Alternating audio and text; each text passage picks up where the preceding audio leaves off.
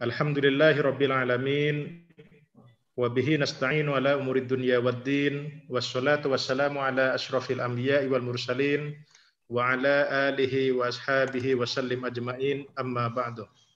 Alhamdulillah pada malam hari ini, malam Rabu tanggal 28 Juli 2020, kita semuanya dapat bersilaturahim secara daring untuk melaksanakan webinar dakwah ukhuwah. Ya. Untuk malam ini kita akan diskusi mengenai tema kontekstualisasi moderasi dalam beragama di tengah ragam pemahaman.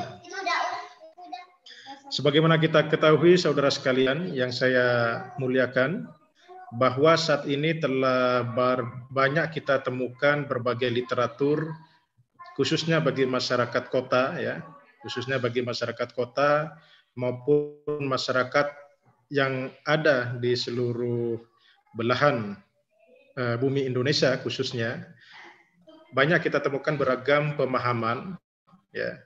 Kemudian begitu banyak kita temukan dakwah-dakwah, khususnya dakwah di internet, sebagaimana kita bahas beberapa waktu lalu dalam webinar di STIMIK Bandung mengenai efektivitas dakwah di internet. Ya. Seringkali kita menemukan bahwa kita menemukan berbagai literatur dakwah di internet, ya, tanpa kita mengetahui otoritas intelektualitas dari sang dai, ataupun dalam konteks agama ini adalah sanad keilmuannya. Ya.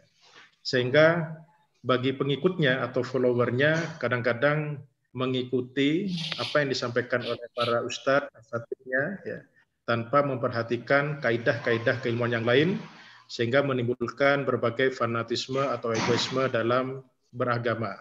Sehingga sering kita temukan dalam hal ini, fanatisme tersebut mengakibatkan pemahaman yang kadang-kadang terlalu berlebihan, sehingga dengan mudah kita menemukan upaya-upaya untuk menyalahkan sesama umat Islam dalam konteks kehidupan beragama maupun dalam konteks sosial.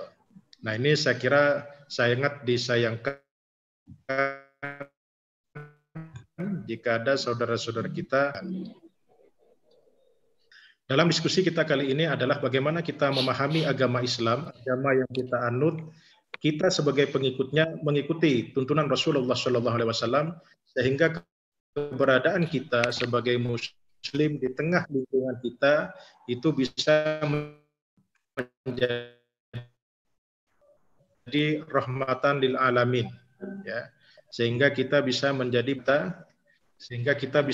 berkat ukhuwah antar umat Islam, ukhuwah antar sesama umat manusia dengan melakukan atau memperdalam pemahaman agama kita, sehingga bisa mengaktualisasikan dalam kehidupan sehari-hari sebagaimana tuntunan Rasulullah SAW.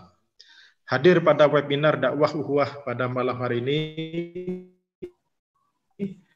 Kiai Pit Hizbullah Haizir MA. Beliau adalah wakil menyampaikan materi tentang pentingnya memahami moderasi dalam beragama, sehingga kita dalam beragama ini bisa menjadi panutan, menjadi uswah hasanah bagi lingkungan kita. Yang kedua, akan hadir nanti akan menyampaikan materi terkait dengan hal ini, ya, Ustadz Muhlisin Aziz MA. Beliau adalah dosen Institut Ilmu Al-Quran Jakarta. Kemudian nanti juga akan hadir Ustadz Alimin Mukhtar, beliau adalah Direktur Pendidikan Pondok Pesantren Ar-Rahmah Hidayatullah Malang. Tanpa mengurangi waktu, karena waktu kita terbatas, kita batasi sampai dengan jam 21 malam ini.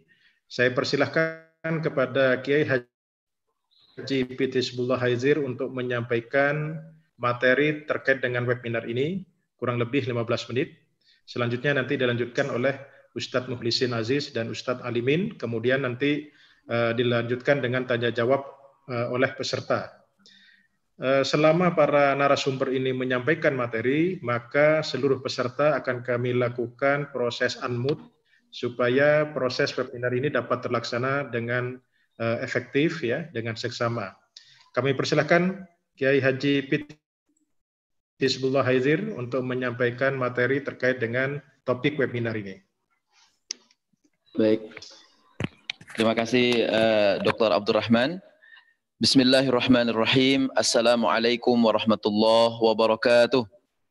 Waalaikumsalam warahmatullahi wabarakatuh. Alhamdulillahi rabbil alamin wa bihi nasta'in ala umurid dunya waddin. Ya wal mursalin nabiyina Muhammadin wa ala alihi ba'hum bi ihsanin ila yaumiddin. Laqad qala Allah Ta'ala fil Qur'anil Karim, a'udzu billahi minir rahmanir rahim. Wa kadzalika ja'alnakum ummatan wasatan litakunu syuhada'a 'alan nas wa yakuna ar-rasulu 'alaikum syahida. Wa ma ja'alna al-qiblata allati kunta 'alaiha illa lina'lama man yattabi'ur rasul mimman yanqalibu 'ala 'aqibaihi wa in kanat lakabira wa ma kana Allahu liyudhi'a imanakum innallaha bin-nasi laraufur rahim. Shadaqallahul azim wa sadaqa rasuluhul karim wa nahnu ala dzalika minasyahidin wasyakirin. Yang sama-sama kita hormati tuan rumah kita, Ketua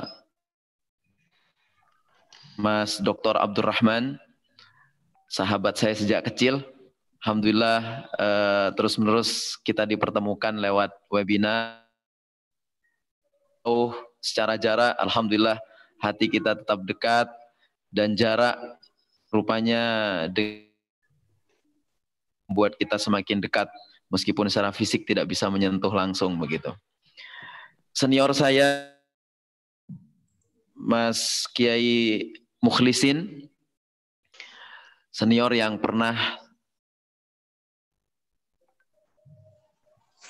sama di asrama di Jember dulu. Beliau ini seorang yang ngemong terhadap terhadap junior-juniornya. Alhamdulillah malam ini kita akan banyak belajar dari beliau sebenarnya. Saya akan mengisi sedikit saja nanti. Kemudian Mas Alimin Mukhtar, Mas Kiai Alimin Mukhtar, yang juga sudah lama kita nggak ketemu ya. Kita ketemu waktu itu setahun saja ya, saya kira ya. Waktu di Jember itu, alhamdulillah hari baik. Karena waktu kita sangat singkat, saya ingin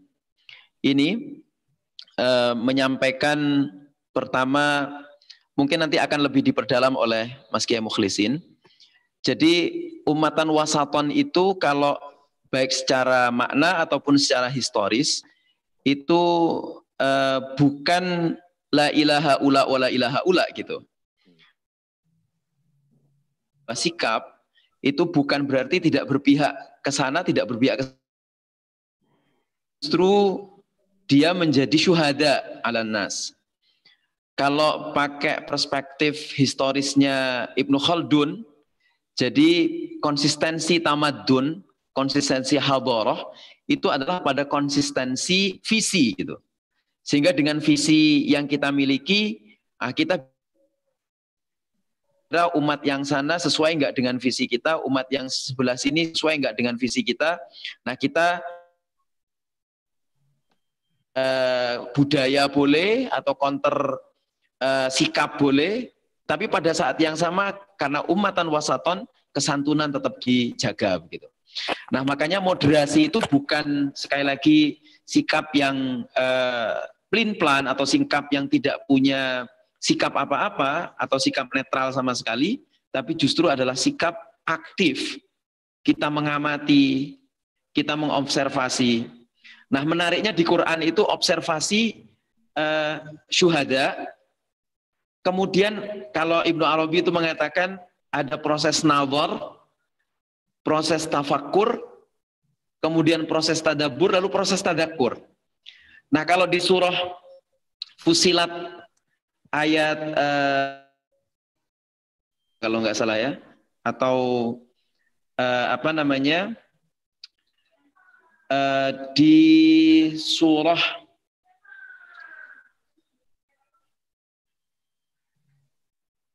di surah At-Taubah, maaf. Surat At-Taubah ayat 105 itu menarik itu karena syuhada dalam hal ini disebut dengan kata syahada itu dikaitkan dengan sifat Allah yang alimul ghaib, yang itu kemudian dikaitkan dengan Allah melihat amaliyah kita. Lengkapnya ayatnya adalah a'udzubillahi minasyaitonirrajim, bismillahirrahmanirrahim, wa qul i'malu fasayarallahu 'amalakum wa rasuluhu wal mu'minun wa saturadduna ila 'alimil ghaib wasyahadah fayunabbi'ukum bima kuntum ta'malun. Nah, menarik ini karena kemudian Allah itu nanti akan melihat kita secara aktif, apakah tidak berpihak atau justru nyata nggak punya sikap apa-apa. Nah, saya jadi ingat secara historis itu sikap semut sama cicak ketika mereka dalam hal ini dikaitkan dengan sejarah Nabiullah Nuh alaihissalam dan Nabiullah Ibrahim alaihissalam. Bahwa kenapa kemudian dalam hadis itu disebutkan kalau ketemu cicak harus dibunuh begitu? Karena memang cicak itu tidak punya sikap.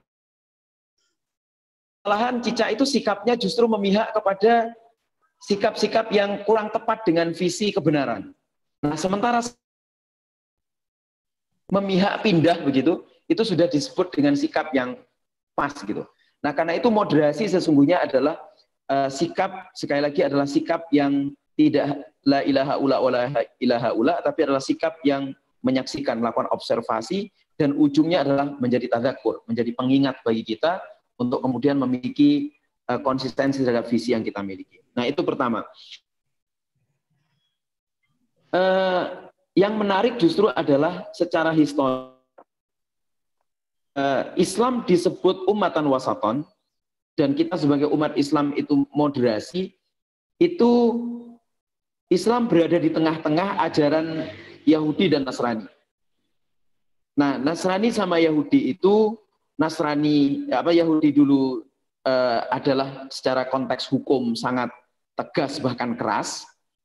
Nah, sementara Nasrani itu terlalu lembut begitu. Nah, karena itu Islam kemudian jadi visi penengah, yang visi penengah satu model cara menghukumi, yaitu tidak terlalu, kalau sudah ada permaafan dari korban, nah itu sudah selesai, dianggap selesai gitu. Nah, tapi Nasrani enggak, belum sudah kasihan dimaaf. Jadi penegakan hukum kemudian kadang-kadang bagi orang yang enggak paham itu mungkin akan dijadikan. Nah, kemudian ini ada fenomena sekarang secara historis juga. Jadi pasca kita secara politik dan secara peradaban, secara keilmuan juga mengalami keterpurukan, penurunan, maka memang belah pada dua titik ekstrim, yaitu titik ekstrim anti Barat, karena memang yang kemudian ukuran peradaban keilmuan itu adalah Barat, maka umat Islam terbelah dua titik ekstrim, satu yang betul-betul anti Barat. Nah, anti Barat itu kemudian refleksi sikapnya adalah anti pemikiran, anti ijtihad, dan anti-anti lain yang itu berasal dari Barat. Nah, sebagai kembali ke teksnya saja, tanpa menggunakan perspektif, tanpa menggunakan sisi-sisi keilmuan yang mungkin bisa dikembangkan. Bahkan mengalami kemunduran, misalnya seperti Imam Syafi'i, meskipun beliau pasti mujtahid mutlak, Imam Syafi'i menggunakan perspektif-perspektifan, sudah langsung ke Quran dan Sunnah, kalau perlu perlu dibaca terjemahannya sudah cukup. Nah, titik ekstrim ini ditambah oleh keawaman umat Islam hari ini yang mungkin daya bacanya juga kurang, makin kuat, ditambah medsos yang luar biasa seperti ini, maka seperti tadi disampaikan oleh Dr. Abdurrahman, banyak kejadian bahwa secara sanad keilmuannya itu kurang, lalu masuk ke faksi yang anti-anti ini, justru kemudian memberikan warna dan semangat untuk anti tadi, karena memang heroik sekali, kemudian banyak pengikutnya. Nah, ini moderasi itu justru menjadi tidak ada. alih-alih misalnya menyikapi sesuatu dengan observasi, dengan syuhada tadi, justru vis-a-vis gitu. Syuhada itu bukan vis-a-vis. Syuhada mengambil sesuatu yang mungkin baik dari sana, kemudian bisa diterapkan di sini dengan warna lain yang sesuai dengan visi kita. Nah, pada titik yang lain, ada kelompok ekstrim lainnya di Islam itu, yaitu kelompok, saya sebenarnya mungkin agak kurang disukai oleh teman-teman yang di kelompok ini untuk mengatakan bahwa ini teman-teman yang liberal gitu. Ingin mengatakan bahwa kembali ke turas oke, tapi turas itu sudah banyak yang usang. Bahkan kalau perlu nggak usah kembali ke Quran dan As-Sunnah. Banyak kok teks-teks lain gitu. Bahkan itu karena dianggap klasik dan usang, lalu seperti disebut ketinggalan zaman. Nah, sehingga apa? Kelompok ini disebut, kalau Al-Imarah itu menyebut, Syekh Muhammad Imarah menyebut sebagai al-mustaghribun, orang yang betul-betul sangat pro barat. Jadi sesuatu yang tidak maju oleh mereka. Nah, sehingga apapun yang muncul dari luar barat dibuang karena usang gitu. Nah, kelompok ini menurut saya juga bahaya. Kenapa? Karena meskipun mereka mungkin pengikutnya kecil, tapi suaranya juga besar. Bahayanya apa? Bahayanya adalah di tengah keawaman masyarakat, justru kemudian tingkat masyarakat untuk semakin tadabbur dan tadzakur terhadap Al-Quran dan As-Sunnah dengan tambahan perspektif yang mungkin bisa sebenarnya lebih bagus gitu, menjadi semakin tidak agamis dalam pengertian mengkaji Al-Quran dan As-Sunnah. Moderasi, menurut saya kita perlu mengusulkan garis tengah dari kelompok dua ini. Kelompok apa namanya ya? Sebuah kelompok yang terhadap Quran dan Sunnah ya sama, kembali ke Quran dan Sunnah, tapi falsafah dan keilmuan gitu. Pertama tadi anti-Islam, Western. Nah, yang satu ini mungkin kita sebutlah kelompok yang kembali ke Quran dan Sunnah tapi dengan falsafah dan keilmuan. Artinya apa? Artinya kita mendekati sumbernya As-Sunnah, tapi mendekati Al-Quran dan As-Sunnah itu lewat pendekatan yang beragam. Luar Islam misalnya mungkin dari falsafah, dari keilmuan-keilmuan yang lain, yang dari barat, dan itu mungkin bagus kita ambil, tapi juga bisa menggunakan ulumul Quran, ulumul hadis, usul fikih, itu tetap kita pakai begitu. Nah, sehingga apa? Di sini ada kombinasi, ada kolaborasi, ada dialektika dari apa yang kita coba ramu. Nah, kemudian dari situ yang muncul adalah tetap semangat Qur'annya. Sehingga, nah, karena apa? Karena secara historis sebenarnya ekstremitas itu terjadi karena orang tidak paham terhadap agamanya. Ekstremitas juga terjadi karena orang mungkin ada ekonomi, meskipun yang ekonomi ini banyak ditolak oleh penelitian. Tapi intinya banyak terjadi karena mindset. Berarti apa? Berarti kepemikirannya. Orang terlalu mustaghrib, terlalu pro barat juga karena mindsetnya. Nah, sehingga yang perlu diperbaiki adalah mindsetnya ini. Membangun moderasi keberagamaan, kita membangun cara berpikir yang tepat. Nah, banyak bukti-bukti sejarah, misalnya satu, dulu ketika awal-awal peradaban Islam dengan keilmuan itu muncul besar, kita banyak menggunakan penterjemah-penterjemah Kristen, penterjemah-penterjemah Yahudi, kita ambil dia sebagai penterjemah, lalu menerjemahkan banyak keilmuan dari kelompok lain. Dan itu kemudian dikembangkan menjadi peradaban Islam. Nah, juga misalnya kita secara keagamaan dia dari ajaran Ibrahim yang Hanif. Meskipun kemudian kita memiliki ciri khas tersendiri, yaitu sibrah Islam itu. Nah, masalahnya adalah sekarang kalau kita memang punya seperti itu, berarti yang perlu tinggal dikembangkan adalah kita mengembangkan apa yang disebut kembali saja kepada tradisi Turath, kepada tradisi keislaman, lewat kembali ke Quran dan As-Sunnah, tapi dengan perspektif yang lebih modern. Nah, kemodernan dari perspektif itu untuk apa? Untuk supaya kita ketika membangun betul moderasi itu tidak ekstrim karena mindset kita terlalu keras atau tidak terlalu longgar karena mindset kita mustaghrib. Paling terakhir begini, yang ingin saya sampaikan bahwa moderasi beragama itu secara secara kebudayaan itu terjadi karena dialognya macet. Ini kan sering terjadi apa yang disebut dengan ayo kita interfaith dialog gitu. Tapi tetap saja kelompok beragama yang beda agama itu sering berantem, bahkan di interagama sendiri di dalam beragama sampai seperti itu gitu. Itu terjadi kenapa? Karena kita dialognya itu bukan dialog yang terbuka. Dialog itu lebih banyak dialog yang sifatnya yang kerjasama Kristen sama Islam yang senang-senang saja. Kerjasama madhab apa dengan madhab apa yang senang-senang saja. Tapi pas giliran yang sifatnya nggak senang-senang itu nggak diungkap. Jadi begini, itu ada interfaith dialog, ada yang hadir itu perwakilan-perwakilan lalu protes gini. Kenapa sih teman-teman pastor itu bukan pastor sih, teman-teman Kristen lah, nggak pastor, kalau pastor itu Katolik ya.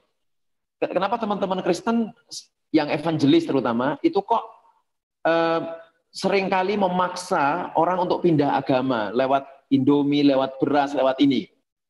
Nah itu dikonfirmasi dengan bukti-bukti gitu. Nah kemudian kalau itu ditindaklanjuti dengan baik maka akan terjadi sesuatu yang justru baik. Jadi dialog untuk membangun moderasi beragama memang perlu dialog yang terbuka, dialog yang jangan yang seneng-seneng aja, tapi dialog yang bagus gitu. Nah, yang paling terakhir, secara filosofis sebenarnya moderasi beragama itu bisa bertemu.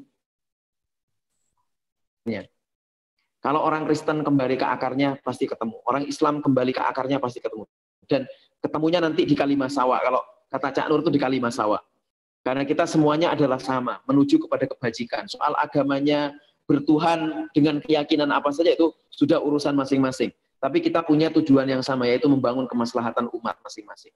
Nah, sehingga tidak perlu ada dalam moderasi beragama adalah bagaimana membangun. Saya kira mungkin itu saja. Mohon maaf kalau ada kekurangan kelebihan. Nanti akan Mas Ustadz Alimin. Hadanallahu wa iyyakum wal afu minkum. Wassalamualaikum warahmatullahi wabarakatuh. Waalaikumsalam warahmatullahi wabarakatuh. Syukron jazilan Kiai Pit Hizbullah Haidir yang telah memberikan pencerahan pada awal webinar ini.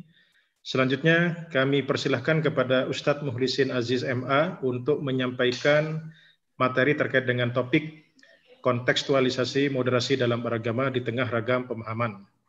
Semoga nanti yang disampaikan oleh Ustadz Muhlisin bisa menambah wawasan kita terkait dengan bagaimana kita membangun ketakwaan kita kepada Allah ya, sesuai dengan yang disampaikan, sesuai dengan yang dianjurkan oleh tuntunan Rasulullah SAW.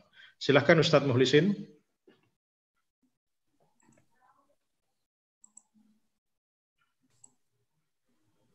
Silakan host untuk meng-unmute.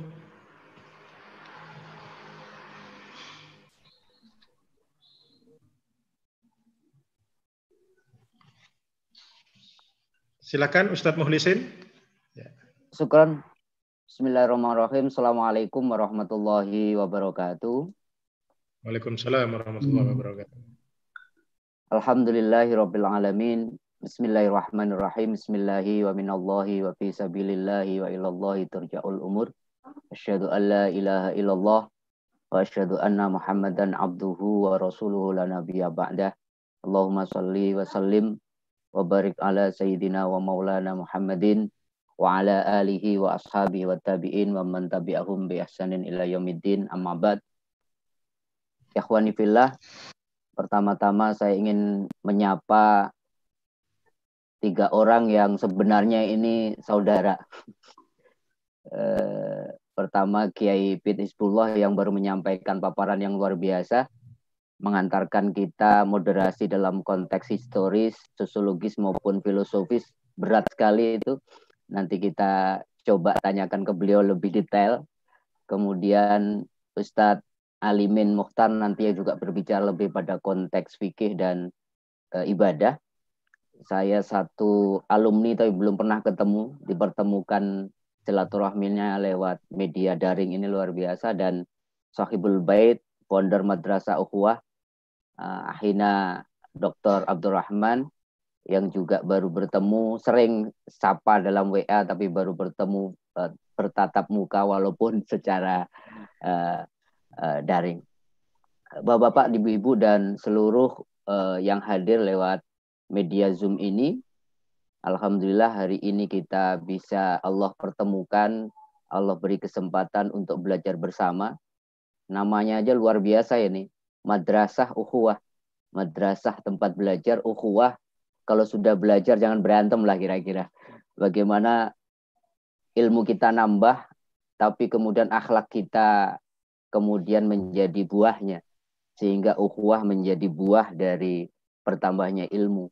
Bukan kemudian antara ilmu dan perbuatan tidak nyambung. Itu yang sering Al-Quran katakan kabura maktan. Allah sangat marah kalau orang antara kata dan perbuatannya tidak satu. Mudah-mudahan kita semua lewat media dakwah ukhuwah ini, lewat madrasah ukhuwah ini bisa betul-betul antara ilmu dan perbuatan kita bisa selaras, sehingga betul-betul kita bisa menjadi mulia baik di hadapan Allah maupun di hadapan sesama manusia. Amin. Amin ya rabbal alamin. Bapak Ibu sekalian, saya punya catatan, nanti kalau tidak selesai karena waktunya terbatas, saya titipkan saja PowerPoint saya ke peserta, nanti saya share lewat lewat host. Tetapi izinkan saya menyampaikan beberapa hal saja. Pertama, kalau kita belajar Islam yang sejati, kesimpulan awalnya adalah Islam moderat. Jadi kalau orang ngaku Islam, dia sebagaimana sahabat Pitt tadi sampaikan, dia tekstual atau kemudian liberal atau kanan atau kiri, kita selalu menyebutnya, dia bukan Islam. Karena Islam itu sejatinya moderat. Jadi keberagamaan kita yang sejati ketika kita menjadi moderat. Baru nanti kita bicara tentang apa itu moderat. Itu kesimpulan awal saya. Yang kedua, karena kita bicara moderasi dalam konteks pemahaman yang beragam, izinkan saya memulai dengan bahwa yang namanya at-ta'adudiyah, pluralitas, keberagaman itu sunatullah. Jadi kita tidak bisa menolak bahwa yang namanya yang esa itu cuma khalik. Yang namanya makhluk itu beragam. Dan dalam kenyataan itu tidak bisa dipungkiri.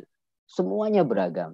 Saya nggak bisa bayangkan itu kalau pembicara yang hadir itu semuanya sama. Nggak ada artinya.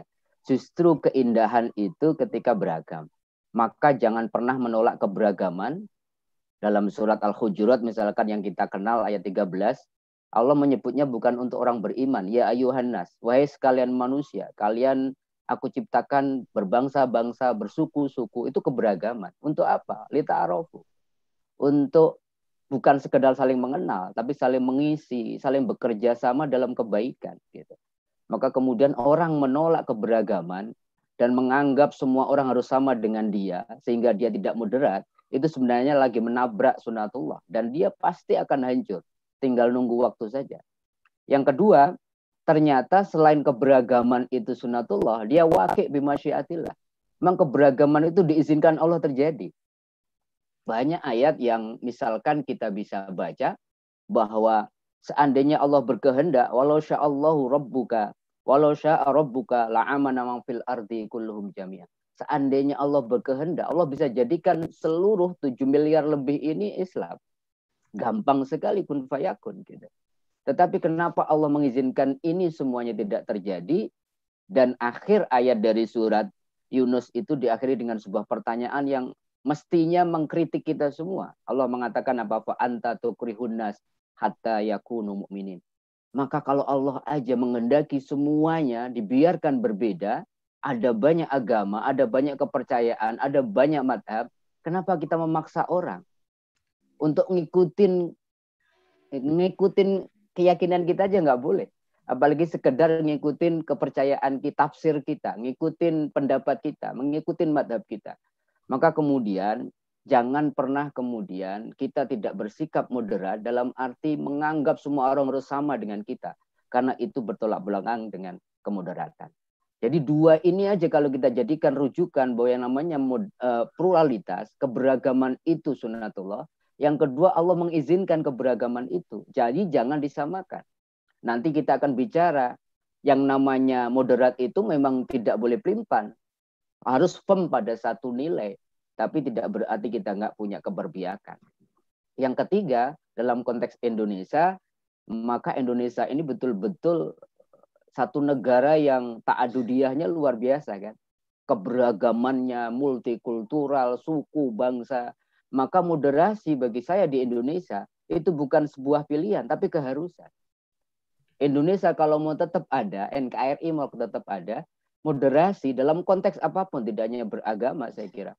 Bukan pilihan, ini keharusan. Sebuah keniscayaan, kalaulah boleh saya sebut bukan keharusan, tapi keniscayaan. Tidak boleh tidak. Cuman persoalannya kan akhir-akhir ini, sebagaimana disampaikan oleh sahabat kita tadi, Dr. Abdurrahman, ada banyak riak-riak yang kalau ini dibiarkan, itu akan menjadikan keberagaman yang kemudian sudah moderasi di Islam itu, terutama di Indonesia, akan hancur. Gitu. Apa itu? Mulai banyak kan kemudian intoleransi, ekstremisme, fanatisme.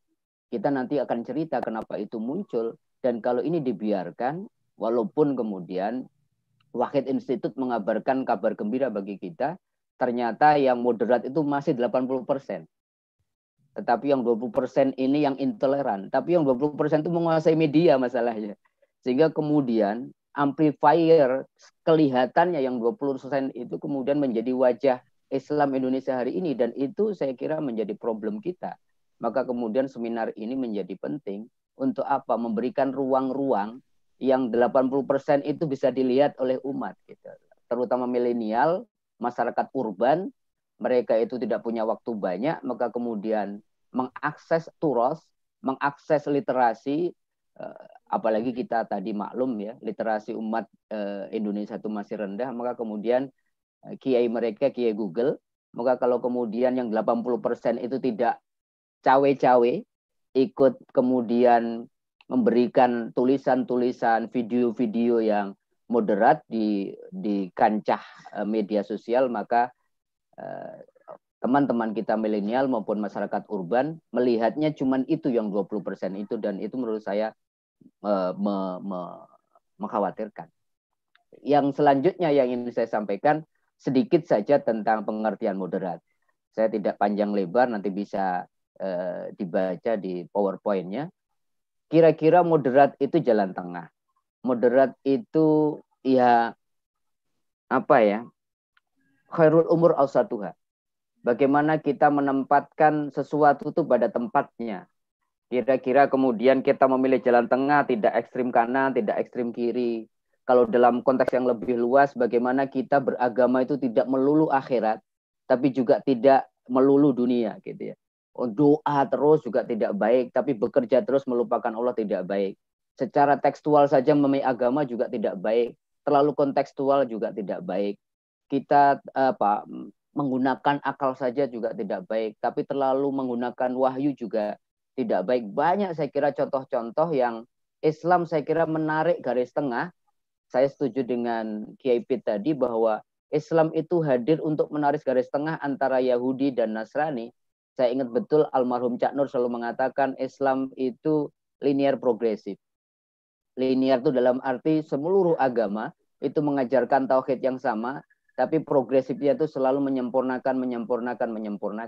Yahudi terlalu eksoterik, terlalu simbolik, kisos gitu ya, membunuh dibalas membunuh, tapi Nasrani tiba-tiba terlalu ditampar kanan, dibilih kiri, terlalu esoterik, terlalu lembut, dan Islam kemudian mengajarkan titik tengah di antara itu.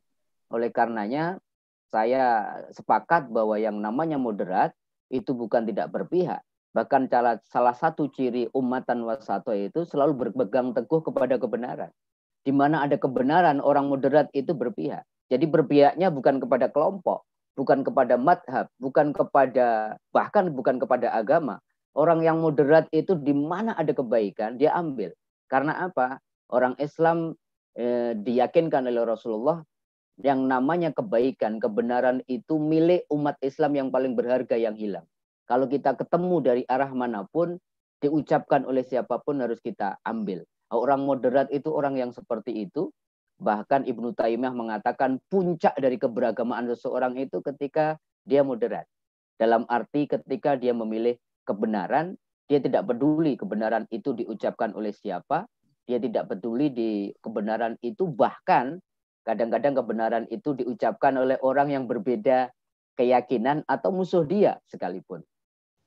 Oleh karenanya, terakhir ngomongin tentang definisi moderasi, saya ingin sampaikan bahwa yang namanya wasatiyah, moderasi,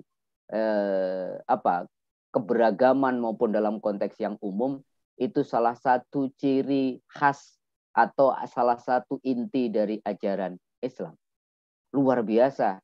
Bapak Ibu sekalian, kalau kita baca ayat-ayat Al-Quran, itu betapa bahwa dalam konteks ketuhanan, dalam konteks kemanusiaan, dalam konteks semesta, semuanya itu moderat. Bayangkan Allah itu menggambarkan dirinya, itu kadang-kadang dia itu sama dengan makhluk. Banyak sekali kan ayat-ayat yang berbicara tentang Allah itu mendengar, Allah itu bersemayam di atas arsy, Allah itu melihat dan sebagainya. Tapi pada ayat yang lain Allah mengatakan laisa kamitslihi syai'un. Saya ini tidak ada yang sama dengan yang lain. Walam yakul lahu kufuwan ahad. Jadi moderasinya luar biasa. Kadang-kadang bicara tentang simbol, kadang-kadang bicara tentang substansi. Islam juga mengajarkan syariat saja tidak baik, tapi hakikat jaga juga tidak cukup. Maka menarik garis tengah antara syariat dan hakikat menjadi penting. Dohir saja, simbolik tidak baik. Batin saja, kan ada anak-anak muda sekarang, ada yang terlalu dohir. Sholatnya itu terlalu pokoknya sholat, kemudian gerakannya bagus, ucapannya bagus, tapi batinnya nggak sholat. Tapi ada yang terlalu batin. Udah sholat belum? Saya sudah sholat karena saya 24 jam sholat. Yang penting eleng saja. Itu juga tidak benar. Ada yang terlalu individual. Itu ekstrim. Ada yang terlalu sosial tapi melupakan kewajiban pribadinya, bahkan keluarganya, tidak baik juga. Terlalu materi tidak bagus, terlalu spiritual juga tidak bagus. Tekstual tidak, terlalu tekstual juga tidak benar, terlalu kontekstual juga tidak benar. Hulu dalam bahasa ibadah, berlebihan dalam beribadah, sampai kemudian kita tidak tidur semalaman dengan sholat terus tidak baik. Tapi taksir, kemudian mengurang-urangi ibadah juga tidak baik. Dalam konteks muamalah, boros itu bukan ajaran Islam. Tapi kikir juga bukan ajaran Islam. Ketuhanan saja, ilahiyah saja, terlalu berpikir tentang Tuhan saja tidak cukup. Hablum minallah saja nggak cukup. Hablum minannas juga menjadi penting. Itu yang kedua. Yang ketiga, saya ingin bicara tentang ada 9 prinsip dasar moderasi. Saya ingin sampaikan secara singkat saja. Pertama, tawasud. Orang moderat itu pasti selalu mengambil jalan tengah antara berlebih-lebihan dan mengurang-urangi dalam segala hal. Berbicara itu secukupnya saja, nggak boleh terlalu berlebihan, terlalu nggak ngomong juga nggak bagus, ya. Terlalu banyak beribadah tapi kewajiban-kewajiban sosial bahkan pribadinya tidak diabaikan juga tidak baik. Yang kedua, tawazun, ada keseimbangan. Keseimbangan tadi, dunia, akhirat, keseimbangan individu, keseimbangan sosial. Bahkan kalau tren corporate mystic hari ini di Amerika, itu keseimbangannya harus 4. Keseimbangan spiritual, keseimbangan karir, keseimbangan sosial, ada keseimbangan keintiman. Jadi orang modern sekarang yang disebut orang-orang yang secara modern dia mengikuti, secara agama dia ketinggalan, itu 4-4-nya seimbang. Punya kehidupan keluarga yang bagus, karirnya bagus, kehidupan sosialnya juga dijalankan, tapi spiritualitasnya juga dia tidak ditinggal. Nah, itu moderat, itu keseimbangan. Yang ketiga, iktidal, dia lurus tegas. Dalam artian apa? Dia bisa menempatkan sesuatu pada tempatnya, dia tidak hanya mengambil haknya saja, menuntut haknya, tapi juga kewajibannya dipenuhi. Itu ciri-ciri orang yang moderat. Yang tidak kalah penting, saya kira adalah dia tasamuh, toleran. Bagaimana orang moderat itu mengakui dan menghormati pihak lain yang berbeda secara keyakinan sekalipun. Karena Al-Quran secara tegas mengatakan lakum dinukum waliyadin. Itu penghormatan bahkan kepada keyakinan yang berbeda. Disebut oleh Allah sebagai din, sebagai agama. Walaupun kita tahu waktu itu konteksnya orang kafir. Jadi bagaimana kita bisa berdampingan hidup dengan orang yang bahkan berlainan keyakinan kita, itu adalah ciri orang yang moderat. Yang kelima, musyawarah. Jadi orang yang egaliter. Orang yang moderat itu tidak akan pernah mendiskriminasi orang lain gara-gara sesuatu yang dia nggak bisa milih. Suku, bahasa, warna kulit, kebangsaan itu kan nggak bisa milih. Jangan kemudian kita membeda-bedakan orang dengan itu, karena itu sikap yang tidak moderat. Yang keenam, syura, musyawarah. Orang yang moderat itu, saya lebih setuju sikap ya. Bagaimana dia selalu mengedepankan dialog dalam menyelesaikan persoalan.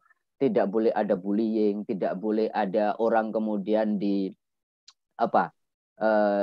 diintimidasi, diancam dan sebagainya gara-gara persoalan perbedaan politik dan sebagainya. Dan itu pengalaman 7 bulan kemarin waktu kampanye itu mengerikan di masyarakat kita. Yang ketujuh, islah. Orang yang moderat itu selalu reformatif, yaitu orang selalu mengakomodasi perubahan zaman. Islam ada sahabat-sahabat kita kan yang pengen Islamnya balik ke zaman 15 abad yang lalu. Tetapi Islam yang moderat dan itu Islam yang sejati. Orang yang al-muhafadzatu alal qadimis sholih wal ahdu bil jadidil aslah. Orang yang menjaga nilai-nilai lama yang masih relevan, tapi dia terbuka dengan nilai-nilai baru yang lebih baik untuk menyempurnakan.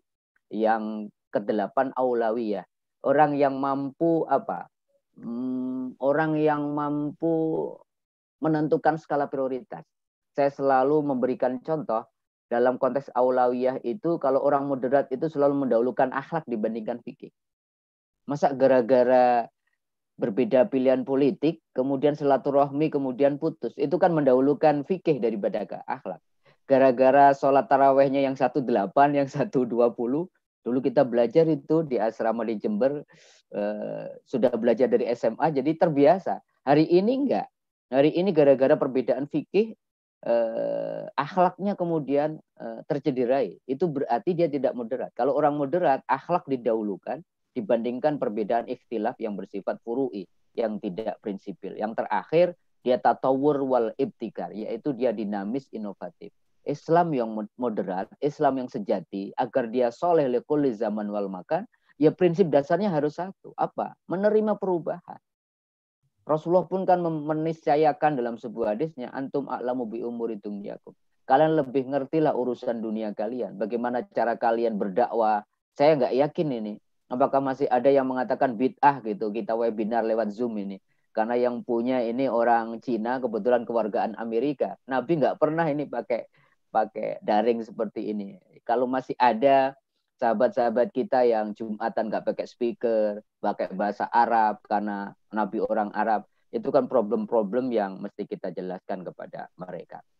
Terakhir, saya ingin sampaikan kontekstualisasi moderasi beragama. Saya kira saya setuju dengan Kiai Pit bahwa dalam konteks keberagamaan di Indonesia, bahwa moderasi itu harus mencakup vertikal dan horizontal. Baik berhablu minallah maupun berhablu minanas, ini harus moderasinya harus jalan. Walaupun kemudian kalau kita uraikan lebih rinci, kita harus moderat dalam akidah, kita harus moderat dalam beribadah, kita harus moderat dalam bersikap, bermuamalah, kita harus moderat bahkan dalam hukum-hukum juga harus moderat. Saya sampaikan satu hadis saja untuk mengakhiri ini dalam konteks moderat dalam beribadah. Ada 3 sahabat itu mendatangi istri Nabi, dan kemudian 3 sahabat ini bertanya, terangkan kepada kami bagaimana tuh Rasulullah kalau ibadah. Setelah diterangkan, itu mereka punya kesimpulan ternyata ibadahnya Rasulullah biasa-biasa saja. Gitu. Tapi mereka kemudian mengatakan begini, Nabi ibadahnya biasa-biasa saja, pantas Nabi sudah diampuni dosanya, bahkan dijamin masuk surga. Oleh karenanya kami ingin meningkatkan kuantitas ibadahnya. Satu orang kemudian mengatakan, saya akan beribadah semalaman tidak tidur. Satu orang lagi nggak mau kalah, dia mengatakan, saya ingin beribadah puasa sepanjang tahun. Yang terakhir, saya tidak akan menikah, karena saya khawatir kalau menikah kemudian mengganggu ibadah saya. Mendengar kata-kata itu, Rasulullah mengatakan, hei para sahabatku, saya ini orang yang paling takwa kepada Allah. Tetapi ingat ya, ingat kata Rasulullah, saya ini kalau malam tidur, saya juga ibadah. Saya itu kalau siang puasa, tapi tidak sepanjang tahun. Tapi saya juga menikah. Itulah hadis yang kemudian diakhiri, faman raghiba an sunnati falaysa minni. Maka kalau kalian beribadah, jangan terlalu berlebih-lebihan. Kalau kalian berlebihan, itu bukan umatku. Saya kira itu sedikit pengantar. Tidak semuanya bisa saya sampaikan. Mudah-mudahan nanti dalam tanya jawab bisa kita saling melengkapi. Terima kasih Dr. Abdurrahman atas waktunya, mudah-mudahan manfaat. Assalamualaikum warahmatullahi wabarakatuh. Waalaikumsalam warahmatullahi wabarakatuh. Melengkapi apa yang telah disampaikan oleh Kiai Pit, memberikan pemahaman kita yang lebih luas sebenarnya bagaimana kita mempraktekkan moderasi dalam beragama. Kajian yang sangat terstruktur yang disampaikan oleh Ustadz Mukhlisin melengkapi dari Kiai Pit, tentunya ini akan memberikan nuansa baru dalam konteks pemahaman para hadirin sekalian, bagaimana mengimplementasikan amalan-amalan moderasi dalam berbagai aspek tadi. Ya. Nah, untuk melengkapi hal-hal yang lebih detail terkait dengan moderasi dalam beragama, akan diperjelas, akan lebih didetailkan oleh Ustadz Alimin Mukhtar. Ustadz Alimin Mukhtar ini adalah Direktur Pendidikan di Pondok Pesantren Ar-Rahmah Hidayatullah Malang. Tafadhol Ustadz Alimin. Baik. Bismillahirrahmanirrahim. Assalamualaikum warahmatullahi wabarakatuh. Alhamdulillah, wassalatu wassalamu ala rasulillah wa ala alihi wa sahbihi wa mawalah. Asyhadu an la ilaha illallah wahdahu la syarikalah wa asyhadu anna Muhammadan abduhu wa rasuluh. Sebelum saya lanjutkan, suara saya cukup jelas ya? Cukup Ustaz. Baik. Cukup Ustaz. Baik. Ustaz semuanya, dan ini sebelum saya memulai, saya sangat gembira bisa ikut berpartisipasi dalam kesempatan ini. Semoga perjumpaan ini tidak menjadi yang terakhir, gitu ya. Dapat menjadi kolaborasi kita lebih lanjut untuk seperti tema kita, yakni membangun ukhuwah itu ya. Nah, Ustadz semuanya dan juga para hadirin, ada satu pernyataan yang pernah dinyatakan oleh guru kami terkait dengan ukhuwah ini. Beliau mengatakan begini, dalam ukhuwah itu ketika terdapat perbedaan pandangan, maka kuncinya hanya dua. Jadi kalau terjadi perbedaan pandangan, gitu ya, kuncinya kata beliau ada dua. Satu adalah ilmu, yang kedua adalah akhlak mulia. Masalahnya, ya, ketika kemudian terjadi perbedaan pandangan, dua hal ini sering hilang, gitu ya. Orang yang berbeda pandangan itu ternyata nggak punya ilmu, rumami dewe, gitu ya, tanpa dasar. Terus yang kedua, nggak ada akhlaknya, gitu ya. Yang timbul adalah caci maki, yang timbul adalah mendiskreditkan orang, yang timbul adalah hal-hal yang sebenarnya sangat jauh dari akhlak Islam itu sendiri. Nah, maka kalau kita dalam konteks sekarang ini, kita menyadari bahwa yang namanya perbedaan pandangan itu sesuatu yang niscaya ya.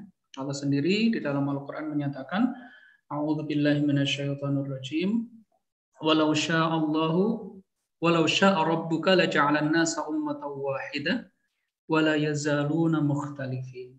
Ini di surah Hud ayat 118 ya. Jika Tuhanmu menghendaki, tentu Dia akan menjadikan manusia umat yang satu saja. Tetapi mereka senantiasa berselisih pendapat. Imam Ibnu Katsir di dalam tafsirnya menyatakan, ini mengutip banyak ulama ya. Beliau menyatakan bahwa yang dimaksud wala yazaluna mukhtalifin ini apa gitu ya. Jadi orang-orang manusia itu sebenarnya udah semacam apa ya, built-in kali gitu ya. Udah seperti jadi udah dari sononya gitu ya. Kita ini pasti akan beda-beda gitu ya. Kata beliau di dalam tafsirnya mengatakan ya beda-beda itu dalam hal apa ya? Dalam hal milahnya beda, dalam adiannya beda, dalam aroknya ya, pemikiran-pemikirannya itu memang beda-beda. Sesuatu yang memang itu berakar kepada sangat dalam di dalam diri kita sendiri ya. Sehingga kalau kita ini pengen membuat orang jadi sama semuanya, yaitu bertentangan dengan apa ya? Bertentangan dengan ya dasar penciptaan kita sendiri gitu yang sudah memang dikehendaki oleh Allah itu berbeda-beda. Nah, seperti yang disampaikan tadi oleh Dr. Pit, kemudian Dr. Mukhlisin Aziz, bahwa memang kita ini yang nggak mungkin untuk menjadi sama dalam segala hal ya. Perbedaan itu sesuatu yang niscaya. Yang jadi persoalan adalah bagaimana kita bisa menyikapi perbedaan itu dengan tepat gitu ya, sehingga tidak menjadikan umat kita ini kaum muslimin malah jadi pecah-pecah, menjadi terbelah, menjadi centang perenang gitu ya, hancur berantakan. Kalau kita bicara tentang menyikapi tentu akan jadi luas sekali ya, karena yang namanya perbedaan itu ada dalam berbagai macam aspek ya. Saya mau bawa misalnya kepada satu konteks yang agak lebih spesifik gitu ya, katakanlah dalam konteks yang paling banyak terjadi perbedaan yang sering muncul di masyarakat misalnya kan masalah fikih ya, perbedaan dalam hal yang sifatnya itu fiqhiyah atau hal-hal yang furu' ya, hal-hal yang furu' yang sering muncul di dalam masyarakat kita yang itu mulai terutama kaum awam biasanya dia bikin rame gitu ya, yang tadi ilmunya kurang terus akhlaknya nggak ada. Nah, gimana kita menyikapi gitu ya? Menyikapi kalau timbul perbedaan-perbedaan ini. Para ulama menggariskan pertama hal yang harus diingat itu adalah bahwa perbedaan-perbedaan seperti itu kalau kita ingin mengingkari itu artinya mencela atau mengkritik gitu ya, atau menganggap itu sebagai keburukan ya. Al-ingkar itu hanya boleh kepada hal yang memang disepakati oleh para ulama. Tidak boleh kita tuh mencela, mengingkari, menganggap itu buruk terhadap hal-hal yang sifatnya itu adalah mukhtalaf. Nah, jadi misalnya contohnya begini, orang itu jelas disepakati oleh para ulama kalau dia meninggalkan sholat. Ini mukhtalaf? Enggak ada orang yang mengatakan bahwa meninggalkan sholat itu, wah ini hukumnya itu masih diperselisihkan para ulama. Enggak. Gitu ya. Meninggalkan sholat itu hukumnya adalah jelas sebagai sesuatu yang dosa besar ya kalau tidak ada namanya udzur. Tapi masalah kunut, nah masalah kunut ini mukhtalaf gitu ya. Maka yang boleh dicela itu kalau orang itu meninggalkan sholat. Tapi kalau nggak kunut, ini nggak boleh dicela. Kenapa? Karena tadi ya masalah kunut itu masalah yang mukhtalaf ya, diperselisihkan hukumnya oleh para ulama. Tapi kalau nggak sholat, udah jelas ini ya. Masalah khomer itu udah jelas ya. Masalah khomer itu sesuatu yang muttafaq lah gitu ya. Di dalam ayat Al-Quran sudah jelas itu sharih ya. Khomru wal maisir itu adalah termasuk rijsun ya. Tapi ada hal-hal yang di dalam hal ini kita tidak boleh terlalu keras. Misalnya itu kalau sekarang itu kan ya dalam konteks sekarang itu misalnya rokok gitu. Rokok ini kan ya sebagian mengatakan ini makruh gitu ya, ada yang mengatakan haram. Karena memang di dalam hal ini akhirnya kemudian kalau ada yang memilih salah satu karena termasuk salah satu hal yang masih mukhtalaf ya kita nggak boleh melakukan yang namanya ingkar. Gitu ya. Nah, Sufyan Ats-Tsauri rahimahullah pernah mengatakan bahwa di dalam Hilyatul Auliya ya beliau dikutip gitu ya, beliau mengatakan kurang lebih maknanya begini ya, jika engkau melihat seseorang melakukan perbuatan yang masih diperselisihkan status hukumnya ya, maka sementara engkau punya pendapat yang lain ya, sementara kita ini punya pendapat yang berbeda dengan orang itu, maka janganlah kamu melarangnya. Kita nggak boleh melarang seseorang melakukan sesuatu yang itu mukhtalaf, tidak sesuatu yang muttafaq, dengan semata-mata berdasarkan pada pandangan yang kita pilih gitu ya. Jadi kalau dalam pandangan itu misalnya ada 3 atau 2 pandangan, kemudian kita pilih salah satu, itu artinya kita nggak boleh memaksa orang lain untuk kemudian ikut kepada kita. Karena di situ terdapat kemungkinan yang lain itu juga adalah benar.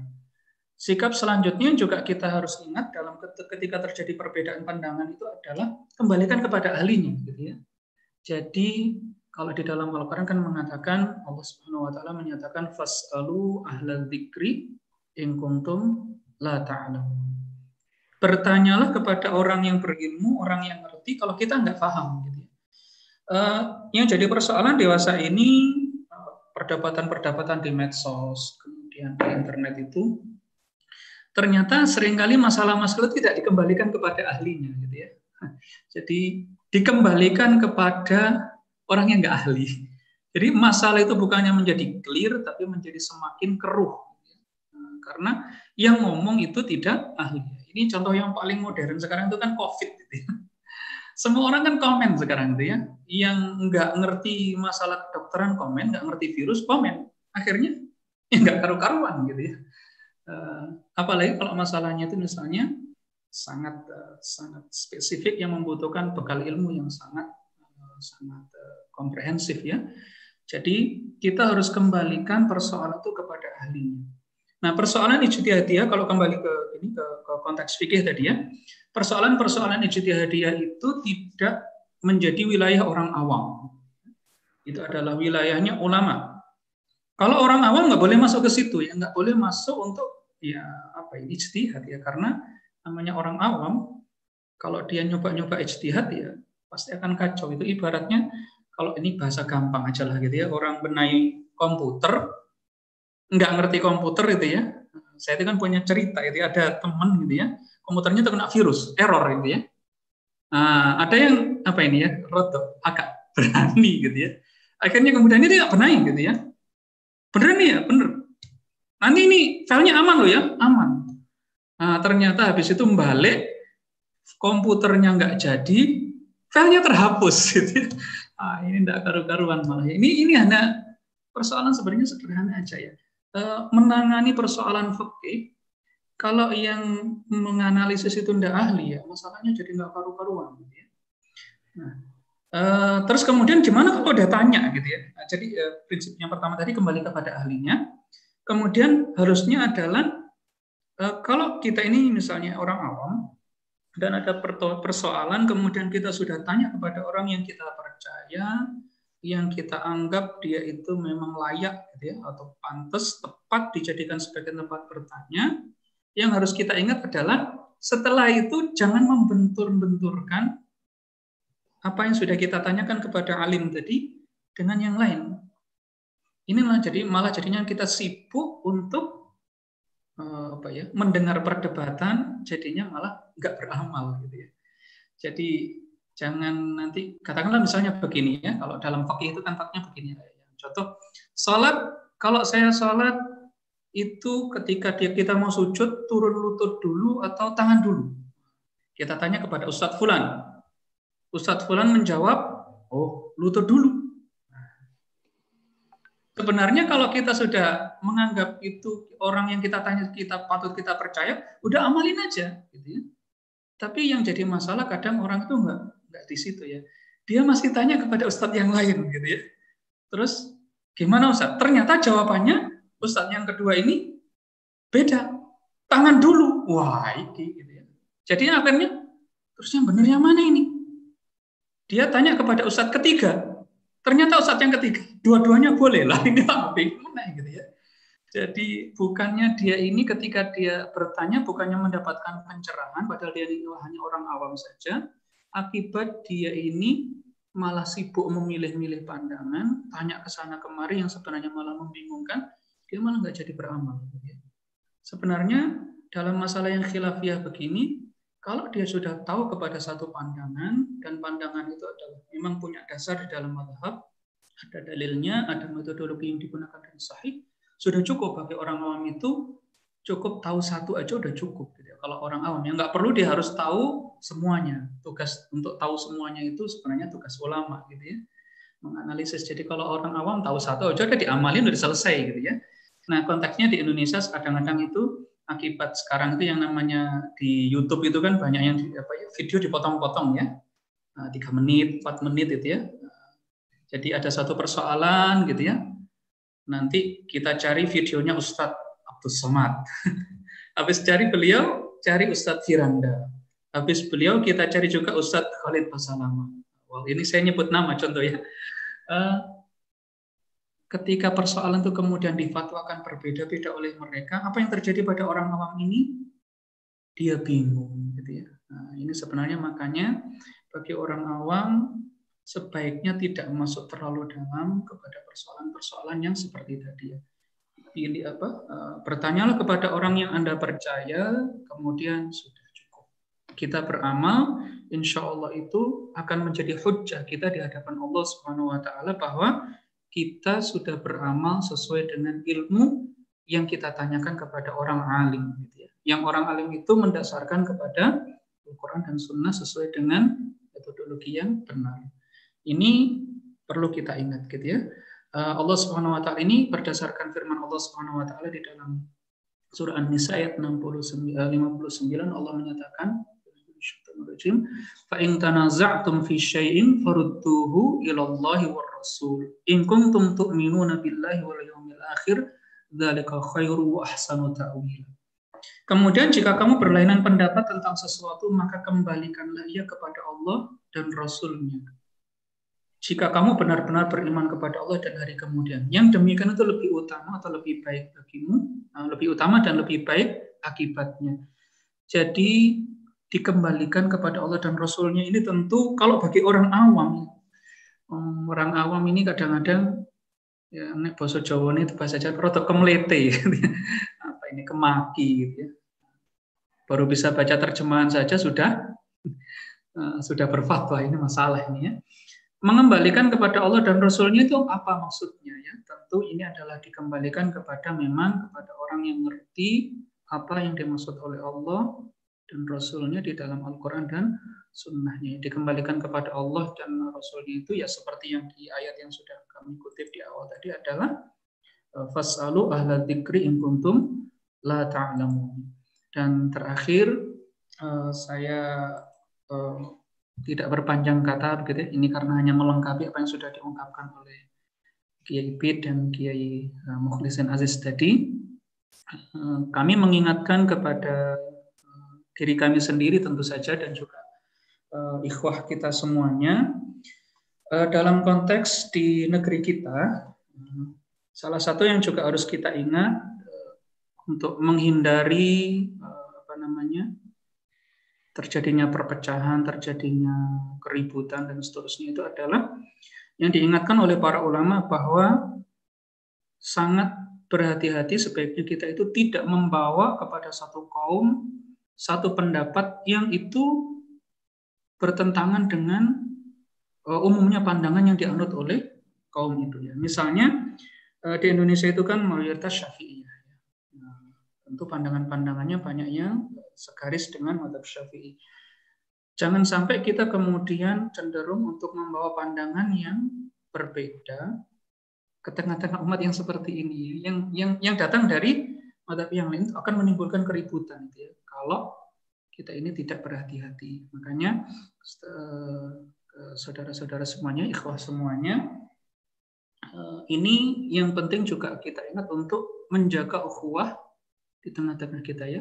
Ada banyak sekali contoh-contoh dari para ulama, misalnya ya, ada ketika mereka ini sebenarnya sehari-hari nggak kunut gitu ya. Tapi ketika berkunjung ke satu tempat di mana di situ biasanya kunut, sementara beliau diminta ngimami, beliau kemudian kunut gitu ya. Sebab apa? Ya nanti akan timbul masalah itu ya. Dia tidak kunut gitu ya. Atau dalam satu tempat misalnya tarawihnya biasanya itu 11 gitu ya. Atau sebaliknya 21, maka beliau akan mengikuti apa yang ada di situ ya pada umumnya ya. Yang jadi persoalan sering gitu ya. Kita lihat ada orang-orang yang datang ke satu masjid atau ke satu komunitas, dia orang ini baru, kemudian tiba-tiba membawa sesuatu yang sangat berbeda dengan komunitas di situ, padahal ini perbedaan hanya sifatnya adalah furu'iyah saja, kalaupun ditinggal itu nggak dosa dan beralih kepada yang lain juga nggak masalah gitu ya. Ini malah menjadi problem ya, menjadikan umat kita ini tidak tenang, menjadi resah akibat kengototan barangkali kalau kita menyebutnya ya. Barangkali itu yang bisa saya ungkapkan. Saya tidak bisa berpanjang kata ini ya. Nanti bisa kita lanjutkan dalam diskusi barangkali ya. Mohon maaf atas kekurangannya dari saya. Hadanallahu wa iyyakum ajmain. Wassalamualaikum warahmatullahi wabarakatuh. Waalaikumsalam. Waalaikumsalam warahmatullahi wabarakatuh. Syukran jazilan Ustadz Alimin. Apa yang telah disampaikan oleh ketiga narasumber tadi telah memberikan warna bagaimana kita memahami moderasi beragama dengan cukup holistik. Tadi Kiai Pit menjelaskan moderasi beragama dengan pendekatan falsafah dan pendekatan antara modern dengan tradisional. Kemudian Ustadz Muhlisin tadi menjelaskan prinsip-prinsip dari moderasi beragama. Kemudian Ustadz Alimin mencontohkan dari aspek beberapa kasus fikih yang sering terjadi di masyarakat kita. Baik, para hadirin webinar dakwah uhwah yang saya muliakan, selanjutnya kita buka tanya jawab untuk 20 menit ke depan. Ya. Di sini di chatroom sudah ada pertanyaan dari Saudara Zainal Fanani. Ya. Mungkin Ustadz Zainal Fanani bisa menyampaikan secara langsung kepada para narasumber. Kebetulan Ustadz Zainal Fanani masih on di Zoom online ini. Saya persilahkan Ustadz Zainal Fanani kepada host untuk di-unmute untuk menyampaikan secara langsung mengenai pertanyaan yang disampaikan Ustadz Zainal.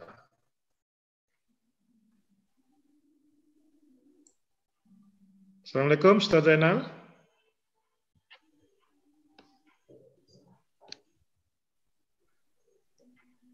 Baik, saya bacakan.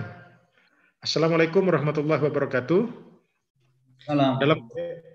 Dalam korelasi antara keseimbangan beragama dengan kontekstualisasi moderasi beragama di tengah ragam pemahaman pada satu negara, bisakah dikatakan bahwa lahirnya produk-produk hukum yaitu hukum atau undang-undang perkawinan, peradilan agama, undang-undang wakaf, undang-undang zakat, perbankan syariah, asuransi syariah, dan lain-lain merupakan implementasi real buah dari keberhasilan moderasi beragama yang secara teoritis dan praktis merupakan nilai dari hasil pemahaman atau pemikiran atas ajaran nilai Islam di Indonesia yang juga sangat beragam. Bisakah dikatakan bahwa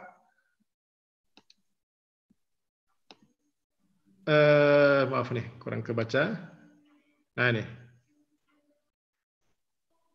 Bisakah dikatakan bahwa lahir dan berlakunya Piagam Madinah di masa Rasulullah merupakan implementasi tertinggi dari moderasi beragama? Saya persilahkan kepada Kiai Pit untuk memberikan jawaban terhadap pertanyaan Ustadz Zainal ini. Silakan Kiai Pit. Baik. Mas Zainal, Ustaz Zainal, terima kasih pertanyaan ini pertanyaan sangat panjang dan luar biasa ini pertanyaan. Saya ingin melihat dari ini dulu, pandangan historis tentang undang-undang ini. Misalnya tentang undang-undang perkawinan, itu lahir tahun-tahun kekuasaan Orde Baru ya. Kemudian peradilan agama juga, UU Wakaf, UU Zakat, dan UU Perbankan Syariah itu ada sejak zaman Orde. Lihat di zaman Orde Baru itu ada dua catatan tentang moderasi. Bahwa moderasi beragama dalam pengertian kita tidak boleh bicara sara. Itu menjadi kebijakan negara yang memang kemudian harus diikuti oleh seluruh stakeholder masyarakat Indonesia. Nah, karena itu kalau ini dipandang misalnya sejarah politik perundang-undangannya, maka saya melihat ada korelasi antara orang tidak boleh bicara sara dalam konteks politik Orde Baru waktu itu, dan DPR waktu itu yang merumuskan itu adalah satu konsensus politik yang secara historis kemudian menunjukkan bahwa itu memang bagian integral dari konsensus yang semangatnya adalah semangat untuk bermoderasi beragama. Nah, cuman memang begini, moderasi beragama tadi kita banyak belajar dari Ustadz Mukhlisin. Saya ingin menambahi, ada yang substantif, ada yang enggak. Ada yang karena keterpaksaan politik, ada yang enggak. Tapi sesungguhnya, kalaupun terpaksa secara politik atau tidak terpaksa secara politik, yang terpenting sesungguhnya dalam moderasi beragama itu adalah ada konsensus, yang konsensusnya itu kemudian tadi, pertama tawasud, kemudian ada egaliter, tadi kita belajar. Kemudian ada semangat untuk kita tidak lain. Nah, kalau sudah menjadi konsensus dalam peraturan undang-undang negara, di mana di situ banyak sekali stakeholders dan kelompok-kelompok interest tertentu yang menyepakati itu, lalu menjadi konsensus bersama, maka sungguhnya. Nah, yang menarik adalah perbankan syariah itu. Dulu sering terjadi perdebatan. Perdebatannya di ruang publik itu satu sisi bahwa ada yang menyepelekan dalam pengertian dengan asumsi bahwa apa sih bedanya perbankan syariah dengan perbankannya juga sama, muaraknya juga sama ke BI. Penyokong perbankan syariah yang sampai kemudian menjadi undang-undang perbankan syariah, diantaranya menyatakan ada proses dan ada istilah-istilah yang memang berbeda, yang kemudian dari sisi paradigma berpikirnya, paradigma sistemnya di perbankannya itu berbeda gitu. Mulai dari niatnya saja sudah berbeda, mulai dari transaksinya sudah berbeda.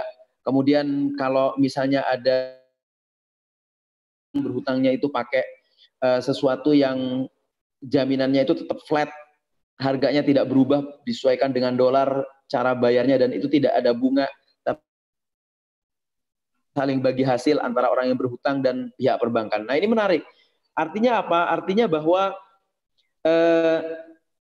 menurut saya perundang-undangan yang sudah muncul di konsensus bersama, apalagi kemudian Pancasila, Undang-Undang Dasar 45 sebagai basis utama dari perundang-undangan di Indonesia yang dirujuk oleh seluruh entitas masyarakat,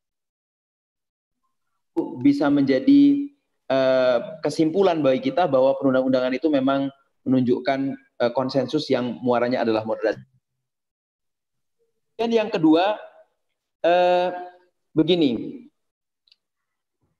apa namanya, ini kan undang-undang perkawinan ya, undang-undang perkawinan kemarin dikritik ya, dikritik. Nah, pengkritiknya sebenarnya bukan setuju tidak setuju undang-undang perkawinan agama itu, tapi lebih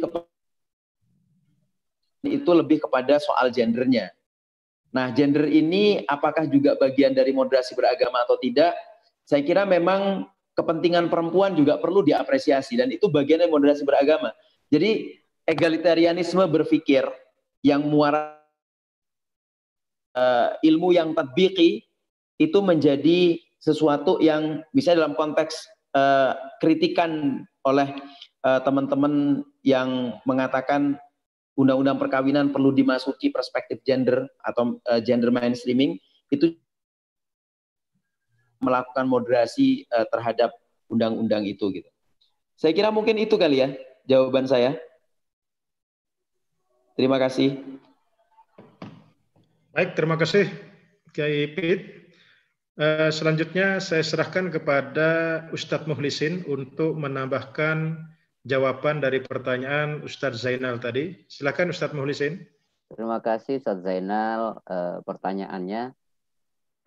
Pertama saya ingin sampaikan bahwa ketika rapat BPUPKI 1945 kita sudah punya konsensus nasional, kita menentukan bukan negara agama, sekaligus bukan negara sekuler. Kita sudah konsensus menentukan bahwa kita negara nasionalis religius lah kira-kira. Sehingga 4 pilar yang hari ini dicoba di awareness kepada seluruh masyarakat kita, bahwa ada Pancasila, Undang-Undang Dasar 45, NKRI, dan Bhinneka Tunggal Ika, saya kira itu dialektika tarik-menarik bahwa kita harus berkonsensus, moderasinya harus melibatkan banyak konteks ya, dalam konteks kebangsaan. Oleh karenanya undang-undang yang disampaikan tadi, walaupun lahir dalam masa berbeda-beda, saya kira penjelasan sosiologis dan politiknya adalah antara undang-undang pernikahan yang 74, undang-undang yang akhir-akhir kan mulai ada kata-kata syariahnya. Saya kira itu adalah dialektika, tarik-menarik antara bagaimana kita tidak terlalu kemudian sekuler, memang kita negara agama, tapi juga tidak terlalu tekstual, semuanya dikasih label syariah. Maka kemudian apakah itu menjadi semacam pencapaian yang luar biasa, dan kalau konteksnya Piagam Madinah saya kira bisa dikatakan seperti itu. Ingat bahwa ketika Piagam Madinah terjadi, itu umat Islam baru 30% kira-kira persentasenya, dan ketika menandatangani Piagam Madinah itu Rasulullah tidak menjadikan beliau sebagai pemimpin agama, karena menandatangannya dengan mengatakan Muhammad ibnu Abdullah.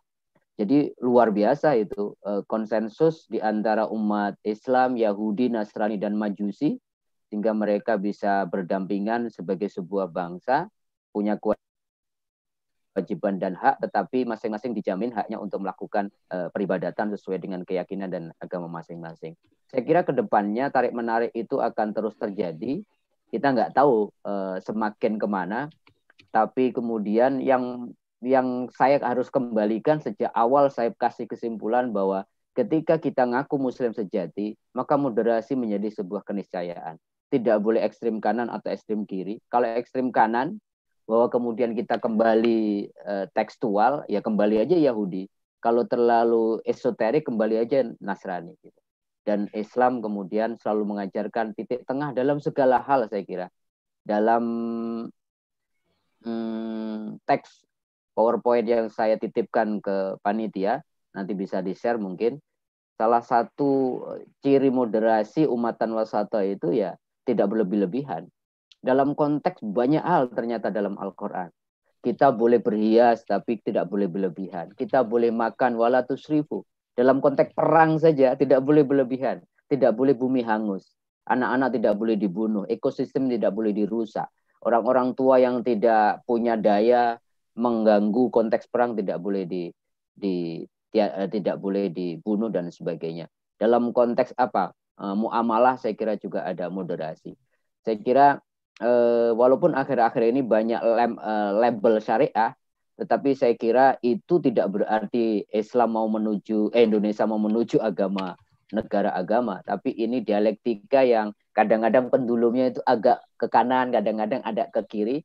Tapi saya firm masih yakin bahwa Indonesia akan tetap moderat, ya selama kita juga punya sumbangsih, terutama hari ini mengisi ruang-ruang media sosial ini agar yang 20% itu tidak menjadi kelihatan 80%, yang 80%, yang silent majority ini, ayo kita nulis, ayo kita bikin apapun agar wajah moderasi itu nampak indah sebagaimana orang tua kita dulu mewariskan itu kepada kita. Saya kira itu Akhi Dr. Abdurrahman, tambahan saya. Terima kasih. Baik, terima kasih Ustadz Mukhlisin. Mengingat waktu teman-teman sekalian, ini ada beberapa pertanyaan di chat room. Untuk pertanyaan dari Ustadz Zainal Fanani tadi sudah cukup dijelaskan oleh Kiai Pit dan Ustadz Mukhlisin.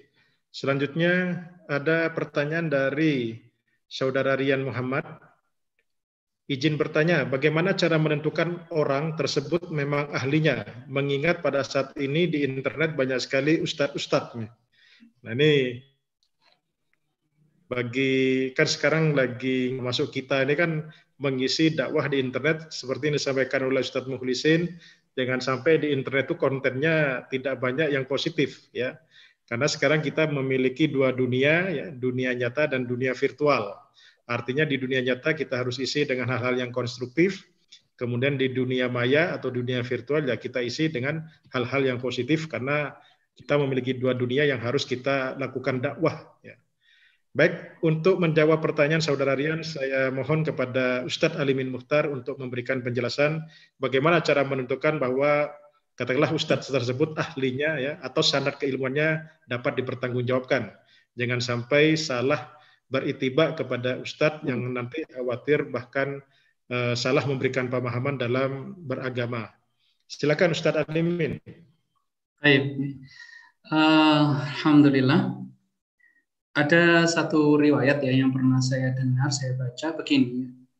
Waktu itu kalau nggak salah ditanya Imam Ahmad rahimahullah, ditanya tentang kepada siapa saya harus tanya, gitu ya. Ini pertanyaannya mirip kayak ini, gitu ya. Beliau menjawab, gitu ya, kita nggak boleh tanya kecuali kepada orang ini satu adalah dia sudah dikenal pernah mencari ilmu. Gitu ya. Artinya jangan bertanya kepada orang yang nggak jelas itu belajarnya di mana, gitu ya. Jadi memang orang ini jelas punya, boleh dibilang kalau zaman sekarang itu ya dia itu riwayat pendidikannya di mana sih, gitu. Jadi memang di dalam hal ini begini, ada yang harus kita ingat di dalam fikih Islam itu kan ada adabul mufti wal mustafti. Ada adab bagi orang yang berfatwa, juga ada adab bagi orang yang meminta fatwa. Nah, ini juga sebenarnya dewasa ini dalam kaitannya dengan meminta fatwa itu ternyata memang orang-orang yang minta fatwa itu seringkali nggak menempati adabnya. Salah satu adabnya itu adalah kita nggak boleh bertanya kepada orang yang tidak tepat, ya, yang bukan ahlinya. Nah, jadi memang syarat pertama tadi adalah kita harus tahu nih riwayat pendidikan orang ini apa, gitu ya. Nah, jadi yang pertama itu adalah harus kita tahu. Jadi adab seorang yang meminta fatwa itu harus tahu siapa yang kita tanya ini. Nggak boleh asal dia ini, ngapunten ya, sekarang itu kan banyak orang juga asal disurbani, dipakain tapi haji, dikasih gelar kiai haji, habis itu kemudian ditampilkan di TV, di internet kan sekarang bisa, gitu ya. Seolah-olah sudah jadi Ustadz Kabir, gitu ya. Nah, ini yang harus kita tahu sebagai seorang yang minta fatwa, adabnya adalah kita harus tahu orang itu latarnya seperti apa. Dia ahli atau tidak di dalam bidang yang dia tahu. Dia punya latar belakang itu pendidikannya kayak. Ini yang pertama. Yang kedua, kita harus bertanya kepada orang yang memang sesuai dengan keahlian yang kita tanyakan. Jadi contohnya begini ya, jangan sampai kita ini hanya dalam dewasa ini ya, maaf ya, dewasa ini yang namanya ustadz itu di internet kan banyak ya. Tapi ternyata misalnya begini ya, kita bertanya tentang fikih, tapi kepada orang yang ternyata latar belakangnya pendidikannya politik. Nah, jadi S1, S2, S3-nya misalnya jurusannya politik. Ini salah ini, yang minta fatwa itu sudah salah. Jadi kalau kita bertanya tentang fikih, ya bertanyalah kepada orang yang memang ahli fikih. Nah, jadi kalau kita bertanya tentang politik, ya baru tepat kepada ahli politik. Bahkan dalam konteks ini memang sangat salah ya. Kalau kita ini melabeli seorang itu hanya sekedar ustadz tapi tidak jelas, gitu ya. Orang ini sebenarnya adalah siapa? Jadi yang perlu diingat tadi seperti yang saya ungkapkan tadi adalah bahwa orang ini masyhur bitolab ya. Dia sudah dikenal pernah mencari ilmu. Mencari ilmu dalam arti riwayat pendidikannya jelas, gurunya siapa, kalau pernah kuliah di mana, jurusannya apa. Ini memang menjadi hal yang harus kita pastikan sebagai orang yang sedang meminta fatwa ya. Yang kedua, kita juga harus tahu keahlian dia itu bidangnya apa, gitu ya. Jadi ini yang paling dasar itu adalah kita harus tahu latar belakang beliau ini apa, menuntut ilmunya di mana, dan seterusnya. Jangan sampai kita ini hanya mengikuti apa yang katakanlah misalnya diungkapkan tadi ya, hanya diceritakan atau diberitahukan oleh media kepada kita bahwa fulan ini adalah ustadz, padahal ini hanya mungkin ya ngejar rating saja barangkali, gitu ya. Jadi itu yang bisa saya jelaskan sekilas sedikit saja. Kita harus tahu orang ini latar belakangnya apa, menuntut ilmunya di mana, gitu ya. Paling tidak itu akan menjelaskan kepada kita siapa dia sebenarnya. Wallahu a'lam, barangkali itu dari saya ya. Syukran Ustadz Alimin. Jadi saudara Rian tadi Ustadz Alimin sudah menjelaskan, jadi untuk melihat apakah Ustadz tadi atau para da'i tadi di internet apakah betul-betul ahli atau tidak, pertama dilihat dari latar belakang keilmuan pendidikannya ya. Nah, sekarang dengan adanya internet ya, dengan adanya sosial media yang sudah terbuka informasinya, teman-teman bisa mengakses. Misalkan Ustadz A, kiprahnya seperti apa, pendidikannya seperti apa. Ya, apakah dia di dunia nyata itu mengajar atau mengelola pondok pesantren ataukah menjadi dosen ya, tentunya itu menjadi awal untuk kita melihat latar belakang para ustadz sehingga kita bisa memastikan bahwa dia ahli atau tidak ya. Jangan dilihat dari jumlah subscriber, jumlah viewer, jumlah like dari YouTube atau akun-akun medsosnya ya. Karena kalau itu banyak robot yang berjalan itu ya. Atau banyak golongan-golongan yang fanatis pada dia ya sehingga jumlah subscriber atau view-nya besar ya. Nah, kemudian ada pertanyaan berikutnya. Sorry, mohon maaf untuk pertanyaan saudara Ria, nanti kami akan share juga salah satu materi yang telah disampaikan oleh Ustadz Bid pada saat kita webinar efektivitas dakwah di internet. Itu ada beberapa hal untuk melihat bagaimana kita melihat sanad keilmuan daripada para ustadz di internet, ya, sehingga kita tidak salah mengikuti tausiah-tausiah atau wejangan-wejangan dari ustadz yang di internet, yang banyak sekali ustadz yang muncul di internet ya. Selanjutnya kepada Ustadz Muhlisin, ini ada pertanyaan ya.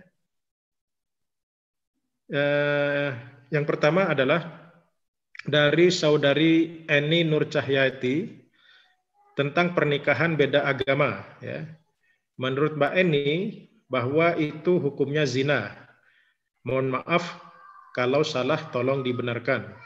Tetapi ini yang melakukan pernikahan adalah wanitanya melakukan ijab kabulnya di dalam gereja, yang pasti tata caranya mengikuti aturan gereja. Setelah menikah, wanita ini tetap sholat. Bagaimana cara syariatnya? Ya.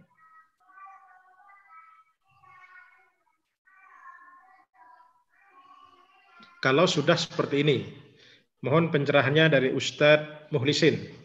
Terkait dengan ini, pernikahan beda agama yang perempuan adalah muslimah, kemudian menikah di gereja dengan tata cara pernikahan yang ada di gereja, tetapi setelah menikah, sang perempuan tadi tetap melakukan sholat. Nah ini bagaimana hukum syariatnya terkait dengan proses pernikahan yang telah dilakukan yang bersangkutan. Silakan Ustadz. Ya, pertama saya kira kalau kita bicara hukum, harus siap kita dan yang bertanya bahwa tidak satu. Kita mau ambil 3 hukum itu. Hukum yang ikhtiyat, yang sangat hati-hati, itu betul-betul firm bahwa pernikahan yang sah itu yang satu iman. Bahkan mereka punya keyakinan, punya pendapat ahlul kitab itu sudah tidak ada lagi. Ahlul kitab itu hanya ada pada zaman Rasulullah. Ahlul kitab itu Yahudi dan Nasrani. Itu yang pendapat paling ketat di dalam konteks yang disampaikan oleh penanya tadi. Yang kedua, ada yang agak tidak terlalu ketat mengatakan bahwa ahlul kitab itu hari ini masih ada. Karena nasnya tidak pernah dinasah, tidak pernah dihapus. Jadi Al-Quran mengatakan boleh menikah dengan ahlul kitab, walaupun ada beberapa yang mengatakan yang penting laki-lakinya muslim, perempuannya Nasrani. Ada yang 2 putriku itu kemudian mendapatkan jodoh yang seiman. Bukan yang seiman ditambahin yang soleh, yang solehah, kalau yang perempuan yang kufu dan segala macam. Tetapi kemudian kita juga harus melihat sebuah kenyataan. Kadang-kadang ada pilihan-pilihan ketika kita sudah berdoa segala macam. Pilihannya adalah pilihan pertanyaan tadi. Maka monggo. Monggo kemudian ambil keyakinan yang mana dak mayuribuk. Yang kemudian ragu, kemudian tinggalkan. Yang paling penting apa? Setelah 3 yang saya sampaikan tadi diterima, kemudian diambil sebagai sebuah pendapat dilaksanakan, jangan kemudian mengkafirkan pihak lain, jangan kemudian meniadakan pemahaman pihak lain, bahkan kemudian dalam tanda petik merasa pilihan-pilihannya paling benar. Itulah fikih. Kenapa fikih itu ada banyak madhab? Kenapa madhab yang diakui di Indonesia aja minimal 4, walaupun yang 5 selalu tidak dianggap ada madhab Ja'fari. Tapi kalau kita lihat dalam kajian fikih, Ustaz Alimin pasti lebih fasih bicara tentang itu. Madhab itu banyak sekali. Sehingga kemudian yang paling penting adalah apa? Adab. Adab kita bagaimana kita ketika berhadapan dengan satu perbedaan pendapat. Kalau kita yakini dengan pendapat yang kedua, maka itu menjadi tidak zina. Kalau kita yakini pendapat yang pertama bahwa sahnya pernikahan itu harus sesama iman, berarti zina. Jadi begitu aja hukum. Karena apa? Al-hukmu yaduru ma'illati. Hukum itu akan berubah sesuai dengan apa maqasid atau kemudian dalil yang kita ambil. Sehingga kemudian kalau kita biasakan umat untuk kita berikan jawaban yang terbuka seperti ini, walaupun kadang-kadang repotnya umat itu maunya pokoknya menurut Ustadz aja deh. Jadi itu maunya taklid aja, diajak naik tingkat menuju ittiba gitu ya. Menuju bahwa kita memilih itu ketika tahu dalilnya, itu agak susah karena memang literasi umat memang yang harus memang kita tingkatkan. Itu tanggung jawab para pendidik saya kira termasuk kita untuk membiasakan kalau ada pertanyaan-pertanyaan itu kemudian diberikan jawaban-jawaban yang bukan satu perspektif sehingga mereka tidak terbiasa berbeda pendapat sehingga fanatisme muncul gitu. Saya kira itu gitu. Karena saya sering berhadapan itu orang nanya saya boleh nggak mau nggak Pak Ustadz menikahkan saya mau nikah beda agama gitu. Dan kemudian kalau saya bisa tolak saya bisa tolak, kalau enggak saya berikan alternatif untuk mereka kemudian ke tempat yang memang punya pendapat kedua tadi. Saya kira itu akhirnya Dr. Abdurrahman yang bisa saya sampaikan, mudah-mudahan bisa memberikan wawasan. Terima kasih. Baik, syukran kasiran Ustadz Muhlisin. Selanjutnya ada pertanyaan yang kayaknya terakhir nih Ustadz Alimin ya. Ini mengenai komunikasi dakwah sepertinya ya, yang ditanyakan oleh saudara Satira Wafa. Assalamualaikum warahmatullahi wabarakatuh. Izin bertanya, bagaimana cara kita menyampaikan pemahaman baru kepada suatu kaum baru agar tidak terjadi kesalahpahaman, seperti mengubah suatu kebiasaan adat yang sebenarnya bila adat tersebut terjadi, ada saja yang dipermasalahkan. Contohnya acara syukuran yang selain niat syukuran itu sendiri, kadang-kadang terselip niat ingin terlihat dermawan. Nah, ini bagaimana komunikasi dakwah terhadap kaum baru ya, supaya tidak menyinggung perasaan nih, sepertinya seperti apa nih Ustadz Alimin? Ya. Baik ya, ini masalah komunikasi sebenarnya ya. Jadi kalau kita kembali kepada persoalan dasarnya, sebenarnya kan yang namanya dakwah itu kan membuat orang paham ya. Jadi membuat orang paham kepada apa yang kita sampaikan dan kita maksudkan. Dalam konteks misalnya yang ditanyakan ini kan adat ya. Yang namanya adat itu kan memang sesuatu yang sudah mengakar dan praktekkan sekian lama ya. Tentu kita tidak bisa mengubah itu kecuali dengan mengubah pemikiran di baliknya gitu ya. Jadi contohnya begini. Saya dulu pernah membayangkan kayak gini ya. Orang di satu tempat itu misalnya, ini contoh lain ya, bukan yang nanti sebelum menjawab ke situ. Ketika kita melihat orang itu di satu tempat itu menyembah pohon, gitu ya. Sebenarnya yang jadi persoalan itu kan bukan pohonnya, yang sakti itu bukan pohonnya. Jadi kalau pohonnya kita tebang, pohonnya itu nggak akan protes, gitu ya. Nggak akan protes. Yang protes orangnya, gitu ya. Jadi maka dalam hal ini jangan tebang pohonnya dulu, gitu ya. Tapi tebang pemikirannya dulu. Dalam arti ya kita ubah pemikirannya dulu tentang hakikat dari perbuatan itu. Oleh karenanya kalau kita misalnya mau mengubah satu adat yang dimaksudkan tadi, yang harus kita lakukan adalah ya membangun dialog, membangun komunikasi, dan itu karena ini adat ya prosesnya memang perlu waktu, perlu kebijaksanaan, perlu kedekatan kepada objek yang didakwai tadi. Saya lihat itu banyak contoh-contohnya. Kalau yang saya pribadi pernah, kami di sekitar pondok itu, misalnya begini ya, di sekitar pondok kami itu ada dulu ya, kalau orang Jawa itu kan kalau ada pertemuan sungai atau sungai itu membelah jadi dua, itu kan disebut namanya supit urang ya. Jadi kalau ada sungai kemudian satu jadi dua atau dua menjadi satu, itu namanya supit urang. Biasanya di tempat seperti itu dikeramatkan. Nah, orang kalau tidak kirim sesajen, kalau mau melakukan satu mantu atau apa, kalau nggak ngirim sesajen ke situ, khawatir gitu ya, khawatir nanti mantennya nggak sukses, macam-macam lah gitu ya. Proses ini kita tahu gitu ya, ini kalau kita langsung larang pasti akan ramai gitu ya, gegeran gitu ya. Apa yang kita lakukan diantaranya memang masyarakat itu ya dipahamkan ya, dikasih tahu. Terus ketika kita sudah melakukan dialog ya dengan berbagai macam pendekatan, sampai pada situasi ketika kemudian kita ini berkesempatan untuk menutup itu sama sekali dengan cara ini ternyata cukup gampang gitu ya. Nah, jadi dibeli tanahnya, tanahnya di sekitar situ dibeli, habis itu kemudian selesai sudah. Orang nggak bisa mengakses ke situ lagi sehingga tradisi yang tadi itu menjadi mati, menjadi mati. Jadi ada proses pemahaman, diajak dialog, habis itu kemudian sarana untuk melakukan perbuatan yang terlarang tadi kita tutup. Jadi setelah dipahamkan baru kemudian ditutup. Jadi seperti kalau tadi orang nyembah pohon, orangnya dipahamkan, didialogkan, nah baru itu kemudian pohonnya ditebang. Jangan dibalik, pohonnya ditebang dulu, baru dipahamkan. Ini tengkar dulu ini pasti ya, pasti tengkar dulu.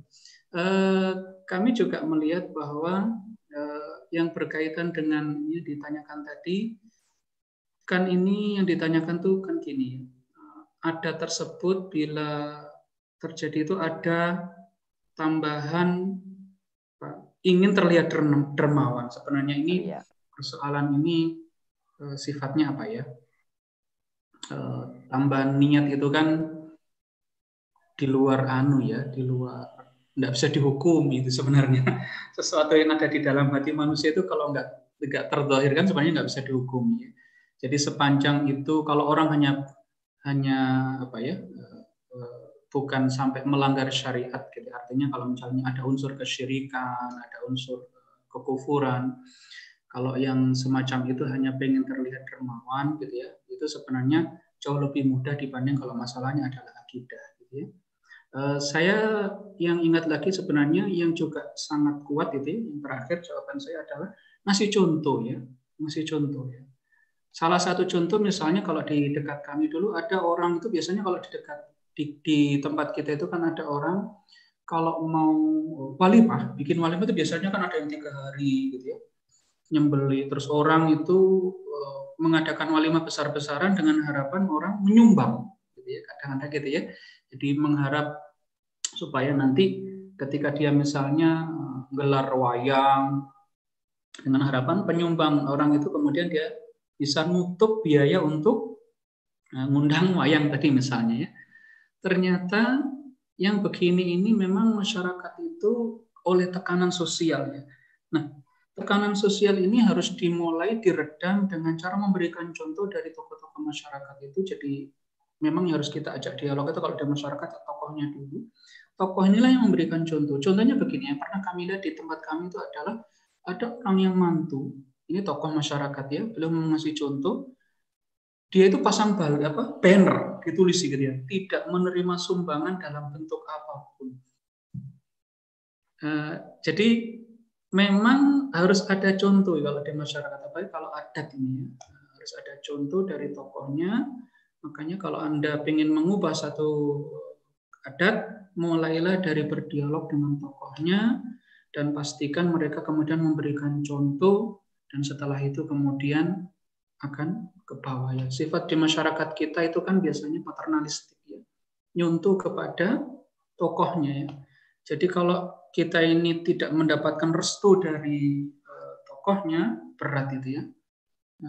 Guru kami salah satu itu pernah beliau cerita juga bahwa beliau melakukan itu bertahun-tahun agar bisa diterima di masyarakat itu, sehingga ketika kemudian sudah diterima ya, ini dakwah itu menjadi gampang gitu ya. Jadi memang harus dilakukan dengan mendekati tokohnya, memberikan pemahaman, baru kemudian nanti hal-hal yang tadi itu bisa diubah. Saya pikir mungkin dari saya seperti itu ya. Allah alam bisawab. Baik. Syukran katsiran Ustaz Alimin. Saya kira pertanyaan dari teman-teman sekalian sudah disampaikan ya. Dengan adanya webinar dakwah ukhuwah ini sengaja kami mengundang beberapa narasumber agar kita mendapatkan wawasan yang cukup holistik lah ya tentang suatu pokok permasalahan, sehingga kita sebagai audiens bisa menambah wawasan kita bagaimana kita menambang ilmu dalam tanda kutip dengan pendekatan yang cukup ilmiah nih ya.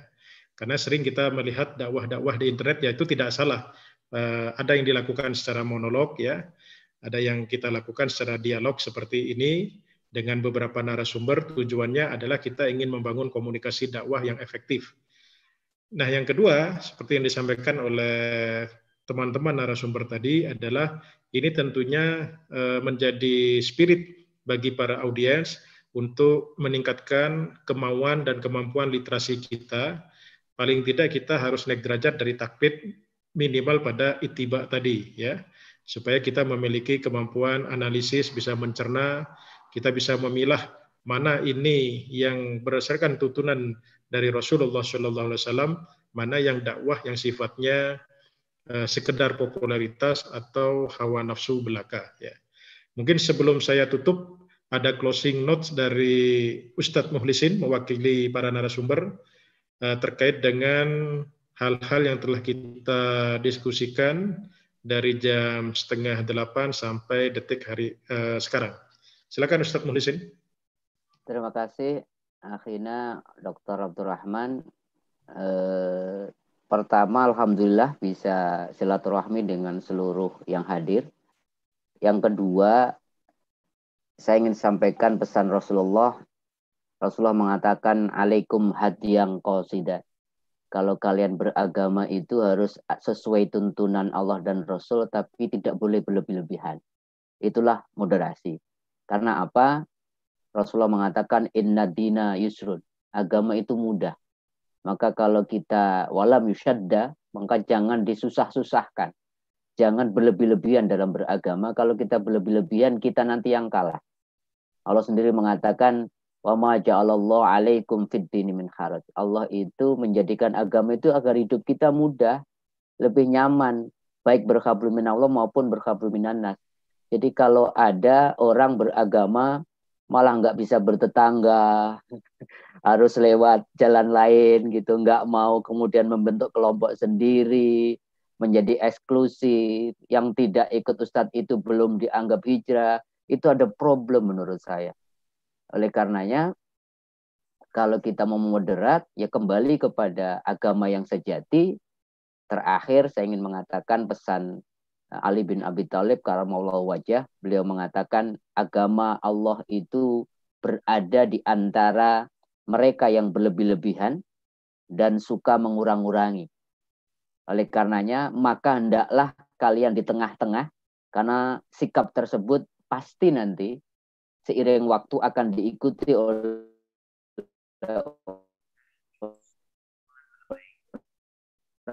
orang-orang yang suka mengurang-urangi serta akan mengembang adalah Islam sejati. Terima kasih. Mohon maaf apabila ada yang tidak berkenan. Assalamualaikum warahmatullahi wabarakatuh.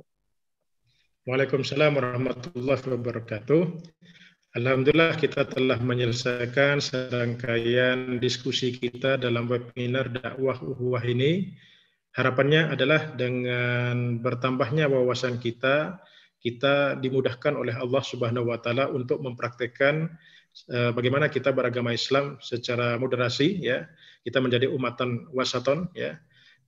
Menjadi saksi bagaimana perilaku kita nanti, bagaimana menyikapi perselisihan, bagaimana menyikapi praktek-praktek keagamaan seperti yang disampaikan oleh Ustadz Mukhlisin. Kita menjadi moderat ya. Moderat bukan berarti pelin-pelan, tapi moderat adalah konsisten bagaimana kita menjalankan agama kita sesuai dengan tuntunan Rasulullah SAW. Baik Bapak dan Ibu sekalian, kami atas nama Panitia Madrasah Ukhuwah yang disupport oleh Stimik Bandung, Solmit Academy, kemudian rekan-rekan dari STT Indonesia, STIBIK Bandung Bali menyampaikan terima kasih sebesar-besarnya kepada para narasumber, Kiai Pit Hizbullah Hazir, Ustadz Muhlisin Aziz, dan Ustadz Alimin Mukhtar. Insya Allah kita akan bersilaturahim kembali dalam waktu yang akan datang. Insya Allah kita lanjutkan kegiatan-kegiatan dialog seperti ini. Semoga kita istiqomah, ya, minimal seminggu sekali dalam sekali dalam seminggu kita laksanakan, ya. Selanjutnya kepada para audiens untuk join dalam grup baik yang di WA maupun Telegram dalam kajian Ukhuwah. Insya Allah kami akan share beberapa informasi terkait dengan kegiatan webinar yang kami selenggarakan. Yang kedua terkait dengan materi-materi yang tentunya sangat berharga untuk menambah wawasan keilmuan kita. Saya atas nama panitia menyampaikan terima kasih sekali lagi. Yang kedua, permohonan maaf sebesar-besarnya jika dalam acara ini ada perkataan, ya, atau ada prosedur yang kiranya kurang berkenan pada saudara-saudara sekalian. Wassalamualaikum warahmatullahi wabarakatuh. Waalaikumsalam warahmatullahi wabarakatuh.